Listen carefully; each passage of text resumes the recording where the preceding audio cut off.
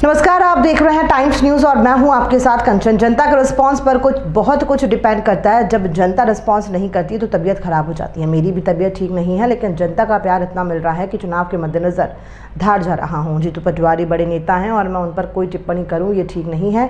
ये कहना है प्रदेश के कैबिनेट मंत्री कैलाश विजयवर्गीय का। वे इंदौर से भाजपा प्रत्याशी शंकर लालवानी के प्रथम जनसंपर्क में शामिल हुए थे। मीडिया से चर्चा में उन्होंने कांग्रेस पर जमकर निशाना साधा। इंदौर से भाजपा के लोकसभा प्रत्याशी शंकर लालवानी के जनसंपर्क का शुरू हुआ। उन्होंने प्रदेश के कैबिनेट मंत्री कैलाश विजयवर्गीय के निर्वाचन क्षेत्र इंदौर विधानसभा क्षेत्र क्रमांक 1 से जनसंपर्क शुरू किया, जिसमें विजयवर्गीय भी शामिल हुए। इस दौरान मीडिया से चर्चा में कैलाश विजयवर्गीय ने राहुल गांधी, जीतू पटवारी, कांतिलाल भूरिया से लेकर कांग्रेस पर जमकर निशाना साधा। राहुल गांधी की खराब तबीयत को लेकर हुए सवाल पर उन्होंने कहा कि जब जनता रिस्पॉन्स नहीं करती तो तबीयत खराब हो जाती है। तबीयत खराब होना स्वाभाविक है। अगर जनता रिस्पॉन्स नहीं कर रही हो तो तबीयत खराब हो गई। उन्होंने कहा कि उनकी भी तबीयत ठीक नहीं है, लेकिन जनता के प्यार, चुनावी कार्यक्रम और धार में प्रधानमंत्री का दौरे की तैयारी के सिलसिले में धार जा रहे हैं।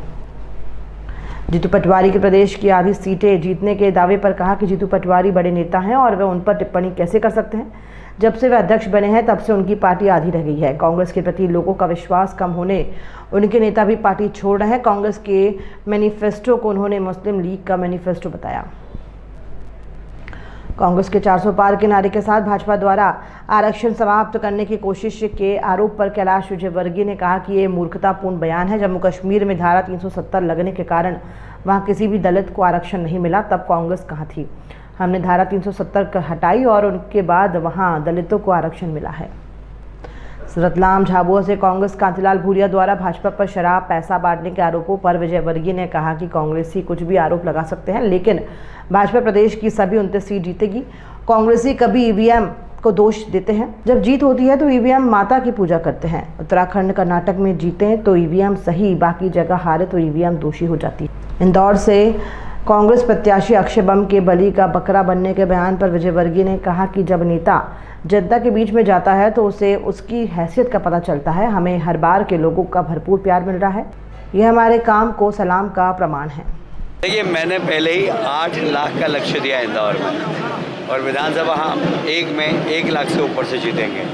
अब 1 लाख से ऊपर कितना होता है? 1.5 भी हो सकता है, 2 भी हो सकता है। इसलिए 1 लाख से तो ऊपर से हम जीतेंगे ही और पूरे लोकसभा में हम 8 लाख से ऊपर से जीतेंगे। ये हमारा टारगेट है और मुझे लगता है कि कार्यकर्ताओं में भी उत्साह है, जनता में भी उत्साह है। लोग मोदी जी को एक बार फिर से तीसरी बार प्रधानमंत्री के रूप में देखना चाहते हैं और देश जिस प्रकार उनके नेतृत्व में प्रगति कर रहा है तो आज हर देशवासी ये चाहता है कि भारत को अगर कोई आगे बढ़ा सकता है तो नरेंद्र मोदी।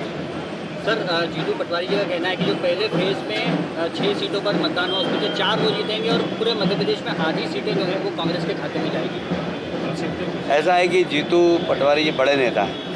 अब बड़े नेता के बारे में कुछ कमेंट्स करूं ये अच्छी बात नहीं है, पर जिस दिन वो अध्यक्ष बने थे उस दिन से आज तक कांग्रेस के प्रदेश में आधे ही कार्यकर्ता रह गए।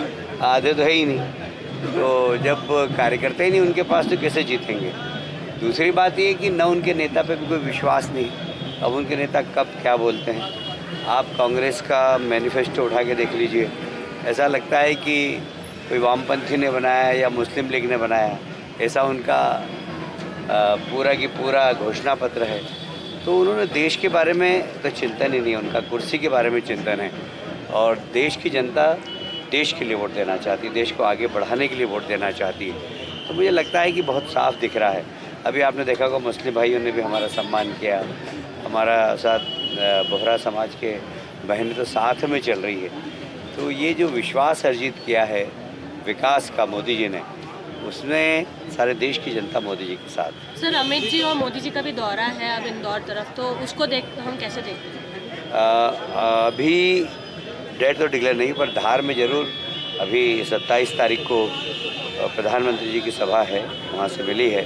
मैं उसी सिलसिले में भी धार ही जा रहा हूँ क्योंकि वहाँ बैठक लेना है, प्रधानमंत्री जी की सभा की तैयारियाँ करवाना है और वहाँ पर भी 24-25 तारीख को फॉर्म भरा जाएगा।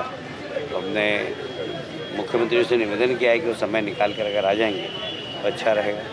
तो मुख्यमंत्री जी 25 तारीख को इंदौर, धार, झाबुआ तीनों ही स्थानों पर फॉर्म भरने के लिए हम उनसे आगे। देखिए, ये मूर्खतापूर्ण बयान है ये लोगों को गलतफहमी पैदा करने वाला बयान है।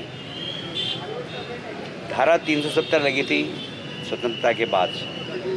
ज़रा पूछिए जीतू पटवारी जी और उनके नेताओं से कि वहाँ आरक्षण था क्या।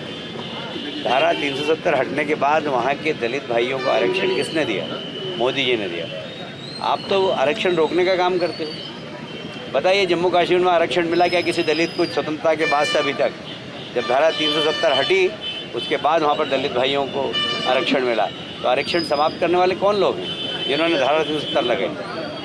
और इसलिए पहले इतिहास भूगोल पढ़ें जीतू पटवारी जी, उसके बाद कोई चर्चा करें। सर राहुल गांधी की तबीयत खराब हो गई है, कभी प्लेन खराब हो जाता है, कभी तबीयत खराब हो जाती है चुनाव में। ऐसा ही सब जनता की रिस्पांस पर डिपेंड करता है कि जनता कैसा रिस्पांस कर रही है। अगर जनता रिस्पांस नहीं करती तबीयत खराब हो जाती है, तो ये बहुत स्वाभाविक है तबीयत खराब होना। हाँ, अगर जनता रिस्पांस करती है तो बुखार में भी व्यक्ति जाता है। तो आपको मेरी आवाज़ से लग रहा होगा I am not well but I am going to Dhar, क्योंकि मुझे लगता है कि कार्यकर्ता वहाँ इंतज़ार कर रहे हैं, मुझे जाना चाहिए। छिंदवाड़ा में वहाँ के आंकड़े कितने पक्ष में लग रहे हैं? वहाँ पर भी भारतीय जनता पार्टी जीतेगी और हम रिकॉर्ड बनाएंगे। मतलब हमारी 6 की 6 सीट जो अभी मध्य प्रदेश में 6 सीटों पर हम जीतेंगे। मैं 6 सीट पर होकर आया, मेरे को पहले उधर का ही क्लस्टर का प्रभारी बनाया था, तो मैं सभी सीटों पर गया था और हम जीते। कांग्रेस के प्रत्याशी कह रहे हैं इंदौर में मेरे लाचार नजर आ रहे, कह रहे हैं मुझे बलि का बकरा बना दिया, मैं वही बलि का बकरा। कौन? ये कांग्रेस के प्रत्याशी जो है उन्होंने स्वीकार कर लिया कि कॉन्फिडेंस लूज हुआ है या फिर माहौल देख कर कहीं न कहीं। मैंने बताया ना कि जब जनता के बीच में जाता है ना व्यक्ति, तो उसको पता लगता है कि उसकी हैसियत क्या है, उसकी पार्टी की हैसियत क्या है।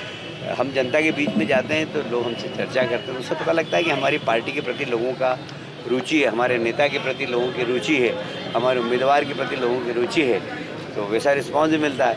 अब देखिए ये वार्ड हमारे लिए बड़ा टफेस्ट वार्ड है और यहाँ पर भी आपने देखा कि बड़ा स्नेह प्यार मिला लोगों का और हर वर्ग के लोगों ने हमें प्यार दिया है, चाहे बोहरा समाज के लोग हो चाहे मुस्लिम समाज के लोग हो, सबने हमारा स्वागत किया। तो ये जो काम को सलाम करना इस देश के स्वभाव में है, तो मुझे लगता है कि हमने काम किया है और काम की अपेक्षा भी हमसे ही है लोगों। कांतिलाल भूरिया जी का कहना है कि जो भाजपा प्रत्याशी है वो हार के डर से बौखला रहे हैं। और देखिए ये तो कुछ भी आरोप लगा सकते हैं, और मेरा ऐसा कहना है कि मध्य प्रदेश के 29 सीट जीत रहे हैं हम, और कांग्रेस को खतरा जरूर दिखाई देता है। जब कांग्रेस को खतरा दिखाई देता है तो आरोप लगाते हैं। अब कुछ ने तो ईवीएम पे आरोप लगाने लग गए। वो अगर वो उत्तराखंड में जीतते तो ईवीएम बहुत अच्छी ईवीएम माता की आरती उतारते हैं, कर्नाटक में जीतते तो ईवीएम माता की आरती उतारते हैं, हार जाते तो ईवीएम को गाली देते हैं। भाई पुरुषार्थ करो, काम करो, जनता का विश्वास अर्जित करो, उसके बाद